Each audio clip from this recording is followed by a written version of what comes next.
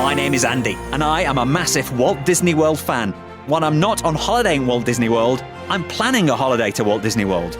And when I'm not planning my holiday to Disney World, I'm chatting to other fans who are just crazy about the most magical place on Earth. It's just the happiest place in the world, isn't it? I defy anybody to go to Disney and be miserable. We were walking out the fireworks at the end of the day, and my granddad was holding one hand and my nan was holding the other of mine as we kind of hobbled along Main Street, USA, and it's one of the best memories of my entire life. And what about a Disney must-do when you're there? God, my holiday is not complete unless I have...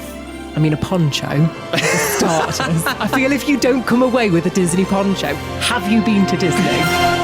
Join me every week for the most magical podcast on Earth. We'll be looking at all the latest news and gossip to come from Walt Disney World and everything you need to know if you are planning a trip to the House of the Mouse and other Florida theme parks. Whether you're a seasoned veteran and a Disney regular or somebody who's just thinking about planning their first trip over to Florida, we'll have everything you need to know to make the most out of your holiday at Walt Disney World. Plus, every week, chatting to people who love the parks just as much as me. The first time I stayed on property was at one of the All-Star resorts. It was the All-Star Music. Now, that's what Disney classes as one of their value resorts. That's right, yeah. And, you know, first time, if you're going to experience what it's like to stay on property, it's a good place to start. 'Cause, you know, like I say, it's the value. You're not spending as much as you could, but it's giving you a flavour of staying on property. And it was good, you know, free transportation to the theme parks was phenomenal, actually. You can't really beat it because you just save so much time. Other than having to drive off property to your hotel. My favourite attraction across Walt Disney World, for me, to be honest, is probably Expedition Everest. There's something about that roller coaster that just stands so towering and so beautiful in Animal Kingdom.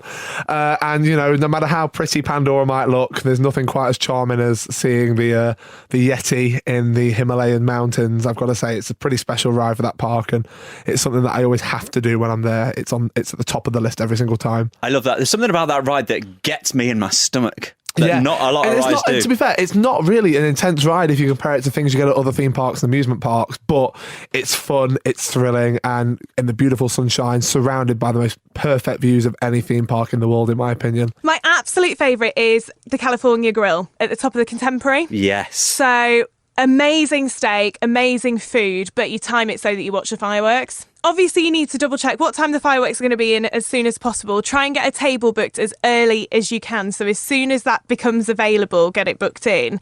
The main strategy, Andy, is if you book it at the wrong time, you sit over a drink for quite some time. Yeah, drag it out. It's taking 4 hours to eat like your starter. Did you want dessert? No, we'll just wait for another half an hour before we order dessert. That would be great, thank you. My suggestion would be to parents is look for the height restrictions on the rides, measure your kids. And then you can almost like plan your fast passes around the kids' that. heights. Yeah, based on the kids' heights. So I think there was only Rock 'n' Roller Coaster that he technically wasn't tall enough to go on.